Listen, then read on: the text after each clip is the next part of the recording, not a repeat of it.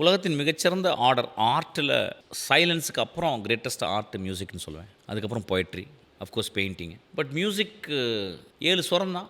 Sorry gamma பா பா தா நீக்கு அப்புறம் திரும்பி சாதான் ஆரம்பிக்குது. பெரிய ஆச்சரியம் இருக்குது. இதை ஏன் அப்படின்னு யாருமே சொல்ல முடியல. ஒரு ஆக்டேவில் ஆரம்பித்து இன்னொரு ஆக்டேவுக்கு வேறு போயினா தாக்கு அப்புறம் நீக்கு அப்புறம் வேறு ஏதோ வார்த்தை போனால் திரும்பி சாதான் வருது. அதே குவாலிட்டி வருது, ஆனால் அதோடைய ஃப்ரீக்குவன்சி மட்டும் டபுளாக இருக்குது. பெரிய மிஸ்ட்ரியில் இசை இருக்குது.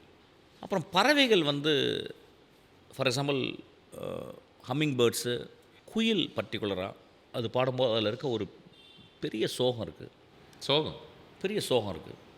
ஏன்னா குயில் பாடும்போது பிரிவை தான் பாடுது, தன்னுடைய இணையை தேடி பாடுது.